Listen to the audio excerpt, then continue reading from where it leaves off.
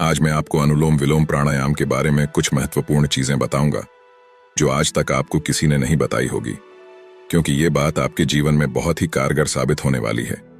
सबसे पहली चीज तो आप यह समझ लीजिए कि प्राणायाम का मतलब क्या होता है। दोस्तों, प्राण असल में संस्कृत भाषा का शब्द है जिसका मतलब होता है लाइफ फोर्स, यानी प्राण ऊर्जा, और आयाम शब्द का मतलब होता है किसी चीज, काम या कि फिर किसी इंसान को आगे लेकर आना या कि फिर उसको बढ़ा देना। इसी से प्राणायाम शब्द का एग्जैक्ट मतलब होता है लाइफ फोर्स या प्राण ऊर्जा को या तो आगे लेकर आना या फिर उसको बढ़ा देना। अब चलिए जरा सा प्राणायाम के बारे में समझ भी लीजिए। कोई सा भी प्राणायाम हो, उसमें 4 स्टेप्स होते ही हैं, जिसमें से सबसे पहला स्टेप होता है पूरक। असल में पूरक में हम अपने पेट को ढीला छोड़ते हुए डायाफ्राम से धीरे धीरे और गहराई तक सांस को अंदर खींचते हैं। दूसरा स्टेप होता है कुंभक। असल में कुंभक में खींची हुई सांस को जितनी देर तक आराम से अंदर रोक कर रखा जा सकता है उतनी देर तक उसे अंदर रोक कर रखते हैं। तीसरा स्टेप होता है रेचक। असल में रेचक में खींची हुई सांस को धीरे धीरे और पूरी तरह से बाहर की तरफ छोड़ देते हैं। चौथा स्टेप जो होता है उसे कहते हैं बाह्य कुंभक। इसमें सांस को पूरी तरह से बाहर छोड़ने के बाद जितनी देर तक आराम से बिना सांस लिए रहा जा सकता है उतनी देर तक सांस को अंदर नहीं खींचते हैं। अब चलिए, अनुलोम विलोम असल में यह किया कैसे जाता है। नाक के एक नॉस्ट्रिल से सांस अंदर खींची जाती है और दूसरे नॉस्ट्रिल से सांस बाहर छोड़ी जाती है। फिर दूसरे नॉस्ट्रिल से सांस अंदर खींची जाती है और पहले नॉस्ट्रिल से सांस बाहर छोड़ी जाती है। इस चीज को कंट्रोल करने के लिए कि कौन सी नॉस्ट्रिल से सांस अंदर जाए, इसके लिए एक नॉस्ट्रिल पर अंगूठे का और दूसरे नॉस्ट्रिल पर कनिष्ठा और अनामिका उंगली का इस्तेमाल किया जाता है। और जितनी देर सांस अंदर की तरफ रुकती है उसे कुंभक कहते हैं, और जितनी देर सांस बाहर की तरफ रुकती है उसको बाह्य कुंभक मान लिया जाता है। अब चलिए जरा सा यह भी समझ लेते हैं कि अनुलोम विलोम करने से आपको फायदा क्यों होता है और कैसे होता है। देखिए, अगर आप अपनी सांसों पर ध्यान देंगे तो आप इस चीज को महसूस कर सकते हैं कि एक समय में आपकी एक नॉस्ट्रिल दूसरी नॉस्ट्रिल से ज्यादा चल रही होती है, यानी आपकी एक नॉस्ट्रिल से थोड़ी सी ज्यादा सांस आ रही होती है और दूसरी नॉस्ट्रिल से बहुत ही कम सांस आ रही होती है। जो हेल्दी बंदा होता है उसके साथ एक समय में उसकी एक नॉस्ट्रिल ज्यादा चल रही होती है और उसके 3 घंटे के बाद उसकी दूसरी नॉस्ट्रिल ज्यादा चलने लगती है, और ऐसा ही पूरे दिन होता रहता है। दूसरी चीज आप ये समझिए कि हमारा दिमाग 2 हेमिस्फीयर में बंटा हुआ होता है, जिसमें से एक होता है लेफ्ट हेमिस्फीयर और दूसरा होता है राइट हेमिस्फीयर। अब यह जो दिमाग का लेफ्ट हेमिस्फीयर होता है यह दिमाग के कामों को दिमाग से करता है, और जो दिमाग का राइट हेमिस्फीयर होता है यह दिमाग के कामों को दिल से करता है। इसका मतलब यह हुआ कि आपके लेफ्ट साइड के ब्रेन की वजह से आपके अंदर numerical skills, scientific skills, writing skills, speaking skills, objectivity और एनालिटिकल और लॉजिकल रीजनिंग होती है। और आपका जो राइट साइड ब्रेन होता है, इसी की वजह से आप चेहरों को पहचान पाते हैं, इमोशंस को महसूस कर पाते हैं, आप में क्रिएटिविटी होती है, आप में इमेजिनेशन होती है, उससे आपको आर्ट अच्छा लगता है। वापस नॉस्ट्रिल पर आ जाइए। देखिए होता क्या है, जिस नॉस्ट्रिल से ज्यादा सांस आ रही होती है हमारे दिमाग की इलेक्ट्रिकल एक्टिविटी उसके ऑन पॉजिट साइड में बढ़ जाती है। यानी अगर आपकी राइट नॉस्ट्रिल से ज्यादा सांस आ रही है तो आपके दिमाग के लेफ्ट हेमिस्फीयर की इलेक्ट्रिकल एक्टिविटी बढ़ जाएगी और वह बहुत तेजी से काम करने लग जाएगा। और अगर आपके लेफ्ट नॉस्ट्रिल से ज्यादा सांस आ रही है तो आपके दिमाग के राइट हेमिस्फीयर की इलेक्ट्रिक एक्टिविटी बढ़ जाएगी और वह बहुत तेजी से काम करने लग जाएगा। इसी वजह से जब आप अनुलोम विलोम करते हैं तो आप अपनी दोनों नॉस्ट्रिल से एक के बाद एक पूरी सांस खींचते हैं और पूरी सांस छोड़ते हैं, तो आपके दिमाग के दोनों हेमिस्फीयर की इलेक्ट्रिकल एक्टिविटी बढ़ जाती है, जिसकी वजह से आपका दिमाग बहुत ही ज्यादा एफिशिएंटली काम करना शुरू कर देता है। इसके अलावा अनुलोम विलोम करने का सबसे बड़ा फायदा यह भी होता है कि इससे आपका कंसंट्रेशन बहुत ही ज्यादा बढ़ जाता है, जिसकी वजह से चीजों को याद करना और चीजों को याद रखना बहुत ही ज्यादा आसान हो जाता है। इसी वजह से वे लोग जिन्हें हमेशा थकान रहती है या आलस आता रहता है या किसी काम को करने में मन नहीं लगता या अगर डिप्रेशन की परेशानी रहती है तो उन्हें अनुलोम विलोम जरूर करना चाहिए। अब सवाल यह उठता है कि अनुलोम विलोम करने से डिप्रेशन की परेशानी कैसे दूर हो सकती है। इस चीज को समझने के लिए आप सबसे पहले ये समझिए कि हमारी जो राइट नॉस्ट्रिल होती है इसे पिंगला नाड़ी कहा जाता है, जो हमारे शरीर में गर्मी पैदा करती है। इसे सूर्य नाड़ी भी कहते हैं। और जो हमारी लेफ्ट नॉस्ट्रिल होती है इसे ईड़ा नाड़ी कहा जाता है और यह हमारे शरीर में ठंडक पैदा करती है।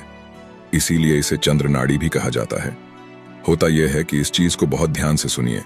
जिनके दिमाग में आमतौर पर नेगेटिव थॉट्स आती रहती हैं, डिप्रेशन में रहते हैं, या आमतौर पर यह सोचते रहते हैं कि मैं तो जान दे दूंगा, आप अगर उनमें से हैं तो आप इस चीज पर जरा ध्यान देकर देख लीजिए कि आमतौर पर आपकी बाईं नाक ही ज्यादा चलती होगी। जब आप अनुलोम विलोम करते हैं तो आप अपनी दोनों नॉस्ट्रिल को एक्टिवली यूटिलाइज करते हैं। सभी तरह की नेगेटिव थॉट्स, डिप्रेशन और सुसाइडल टेंडेंसीज 1 महीने के अंदर अंदर कम होना शुरू हो जाती है और 3 महीने के अंदर अंदर जड़ से खत्म हो जाती हैं। इस चीज को भी समझिए कि अनुलोम विलोम करने से दिमाग के दोनों हेमिस्फीयर बैलेंस हो जाते हैं, और जब ये दोनों बैलेंस हो जाते हैं तो फिर सेंट्रल चैनल, जिसे सुषुम्ना नाड़ी कहते हैं, वो जागृत हो जाता है। इसके वैसे तो बहुत सारे फायदे होते हैं, पर 4 सबसे बड़े फायदे यह होते हैं कि एक तो पेशेंस यानी धीरज बहुत ज्यादा बढ़ जाता है। दूसरा फायदा यह होता है कि इंसान की रेजोल्यूशन बढ़ जाती है। रेजोल्यूशन यानी जो ठान लिया वह करके दिखाएंगे। तीसरा फायदा यह होता है कि इंसान की डिसीजन मेकिंग एबिलिटी यानी सिचुएशन के हिसाब से तेजी के साथ और एकदम सही डिसीजन लेने की काबिलियत बहुत ही ज्यादा बढ़ जाती है। और चौथा फायदा यह होता है कि इंसान की क्रिएटिविटी यानी रचनात्मकता बहुत ही ज्यादा बढ़ जाती है। इसके अलावा अनुलोम विलोम करने का दूसरा सबसे बड़ा फायदा यह होता है कि इससे आपके दिमाग के सभी एनर्जी चैनल्स प्यूरिफाई भी हो जाते हैं और रिचार्ज भी हो जाते हैं, जिसकी वजह से आपका पूरा नर्वस सिस्टम बहुत ही ज्यादा ताकतवर हो जाता है। यह तो अनुलोम विलोम का एक बहुत ही छोटा सा फायदा है। मैंने आपको बताया है कि वह लोग जिन्हें लकवा मार गया है, अगर वह अनुलोम विलोम करना शुरू कर दें, यानी जिस हालत में है उसी हालत में, और देखिए अनुलोम विलोम के इन्हीं फायदों की वजह से स्वामी विवेकानंद जी ने भी एक प्राणायाम को करने के ऊपर खास तौर पर जोर दिया है, वह है अनुलोम विलोम। इस चीज को भी समझिए कि अगर कंसंट्रेशन के बारे में बात की जाए, चीजों को सीखने के बारे में बात की जाए, चीजों को याद करने के बारे में बात की जाए और उन्हें वैसा का वैसा बता देने के बारे में बात की जाए, तो स्वामी विवेकानंद जी की कोई काट नहीं है। अपनी पूरी नॉलेज को कुल मिलाकर 9 वॉल्यूम्स में समेट कर रख देना, यह काम एक क्रिएटिव जीनियस ही कर सकता है, दूसरा कोई नहीं। देखिए, आप यह भी समझिए कि अगर आप मेडिटेशन करते हैं या फिर आप किसी से मेडिटेशन सीख रहे हैं और अगर वह आपको अनुलोम विलोम करने के लिए नहीं बोल रहा है, मैं इस चीज को लिख कर दे सकता हूं कि उस बंदे को मेडिटेशन के बारे में कुछ भी नहीं मालूम है। अब चलिए जरा सा कार्डियोवैस्कुलर सिस्टम के बारे में भी बात कर लेते हैं।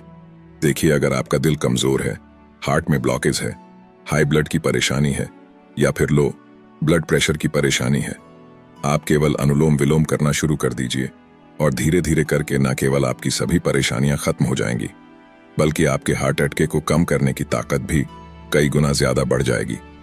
अब आ जाइए रेस्पिरेटरी सिस्टम पर और देखिए, अगर आपको अस्थमा की परेशानी है, सांस की परेशानी है या फिर किसी भी तरह की एलर्जी है, तो आप केवल अनुलोम विलोम करना शुरू कर दीजिए और आपकी जितनी भी दवाइयां खाते हैं सब की सब धीरे धीरे खत्म हो जाएंगी। इसके अलावा वह लोग जिनकी फैमिली हिस्ट्री रूमेटिज्म की यानी गांठिया अर्थराइटिस की है, अपने शुरुआत के दिनों से ही अनुलोम विलोम करना शुरू कर देना चाहिए। देखिए, अनुलोम विलोम करने से वात, पित्त और कफ ये तीनों बैलेंस हो जाते हैं, जिसकी वजह से आपकी क्वालिटी ऑफ लाइफ बहुत ही ज्यादा अच्छी हो जाती है। यानी आप लंबी उम्र तक रहेंगे, पर जब तक जिंदा रहेंगे तब तक एकदम स्वस्थ रहेंगे। अब आ जाइए डाइजेस्टिव सिस्टम पर, और अनुलोम विलोम जो होता है ये डाइजेस्टिव सिस्टम के लिए बहुत ही ज्यादा फायदेमंद रहता है। सवाल उठता है कि जितनी बार हम अनुलोम विलोम करते हैं उतनी बार हमारा डायाफ्राम जो होता है यह हमारे डाइजेस्टिव सिस्टम को दबाता है, जिसकी वजह से जितनी बार आप अनुलोम विलोम करते हैं उतनी बार आप अपने डाइजेस्टिव सिस्टम के अंदर से धीमे धीमे मसाज कर रहे होते हैं। मसाज करने से क्या फायदा होता है? मसाज करने से यह फायदा होता है कि जिस जगह की मसाज की जा रही होती है उस जगह का ब्लड सर्कुलेशन बहुत ही ज्यादा अच्छा हो जाता है। और देखिए, इसी वजह से जब आप अनुलोम विलोम करते हो तो आपका डाइजेस्टिव सिस्टम जो होता है यह बहुत ही ज्यादा अच्छे तरह से काम करना शुरू कर देता है। अब चलिए जरा सा यह भी समझ लीजिए कि अनुलोम विलोम कैसे करना है, कब करना है, कितनी देर तक करना है और कौन कौन अनुलोम विलोम कर सकता है। सबसे पहली चीज, आप सुखासन, पद्मासन या वज्रासन में बैठ जाइए। दूसरी चीज और देखिए, अनुलोम विलोम करने से सबसे ज्यादा फायदा आपको तब मिलता है जब अनुलोम विलोम करते समय आपकी रीढ़ की हड्डी की पोजीशन एकदम सही रहे। और देखिए, इसीलिए अगर आपको सही तरीके से बैठने का तरीका नहीं मालूम है तो आप यह करिए कि आप सुखासन में बैठिए और अपने हिप्स और अपनी पूरी पीठ को दीवार से चिपका दीजिए। अब चलिए तीसरा स्टेप पर, और यहां से हम सांस खींचना शुरू करेंगे। अब आप शुरुआत करेंगे तो आप सबसे पहले इस चीज पर ध्यान दीजिए कि आपकी कौन सी नॉस्ट्रिल से ज्यादा सांस अंदर आ रही है। अगर राइट नॉस्ट्रिल से ज्यादा सांस आ रही है तो लेफ्ट नॉस्ट्रिल को बंद कर दीजिए, और अगर लेफ्ट नॉस्ट्रिल से ज्यादा सांस आ रही है तो राइट नॉस्ट्रिल को बंद कर दीजिए और अपने पेट को ढीला छोड़ते हुए धीमे धीमे और गहरी सांस अंदर खींचिए। इसके बाद दूसरी नॉस्ट्रिल से धीमे धीमे और पूरी तरह से सांस को बाहर छोड़ दीजिए।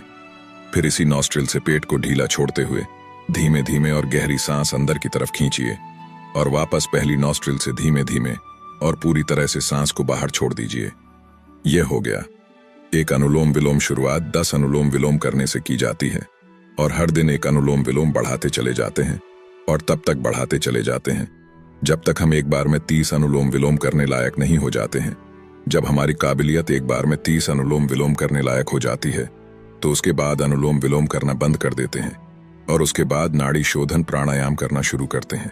और देखिए, नाड़ी शोधन प्राणायाम में असल में यह किया जाता है कि एक नॉस्ट्रिल से सांस अंदर खींचते हैं, और उसको जितनी देर तक आराम से सांस अंदर रोक कर रख सकते हैं उतनी देर तक सांस अंदर रोकते हैं, और फिर उसे दूसरी नॉस्ट्रिल से सांस बाहर छोड़ देते हैं।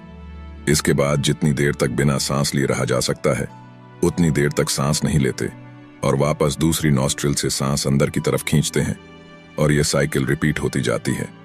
शुरुआत 10 नाड़ी शोधन प्राणायाम से की जाती है, जिसे बढ़ाते बढ़ाते 30 तक लेकर जाया जाता है। इस चीज को भी समझिए कि नाड़ी शोधन प्राणायाम की सबसे बड़ी खासियत यह रहती है कि जितने फायदे अनुलोम विलोम प्राणायाम करने से मिलते हैं उसके 10 गुना ज्यादा फायदे नाड़ी शोधन प्राणायाम करने से मिलते हैं। अब आ जाइए दूसरे सवाल पर कि अनुलोम विलोम कब करना चाहिए। और देखिए, अनुलोम विलोम करने का सबसे सही समय सुबह का समय होता है। फ्रेश होने के बाद अगर आप सुबह नहीं कर सकते तो फिर आपको जब भी टाइम मिल रहा है आप तब कर लीजिए। केवल इतना ध्यान रखिए कि अनुलोम विलोम करने से 2 घंटे पहले तक आपने कुछ भी खाया हुआ नहीं हो। अब आ जाइए अगले सवाल पर कि अनुलोम विलोम कितनी देर तक करना चाहिए। और देखिए, अनुलोम विलोम जो होता है ये टाइम के हिसाब से नहीं किया जाता है, ये काउंट के हिसाब से किया जाता है। अब आइए आखिरी सवाल, कौन कौन अनुलोम विलोम कर सकता है। और देखिए, वह सभी लोग जो जिंदा हैं और सांस ले रहे हैं वह सभी लोग अनुलोम विलोम कर सकते हैं। तो दोस्तों, आज के वीडियो में हमने जाना कि अनुलोम विलोम और नाड़ी शोधन प्राणायाम कैसे हमारी जिंदगी को बेहतर बना सकते हैं। अगर आपको यह वीडियो पसंद आया हो तो इसे लाइक करें, अपने दोस्तों के साथ शेयर करें, ताकि ज्यादा से ज्यादा लोग इस जानकारी प्राप्त कर सकें। धन्यवाद।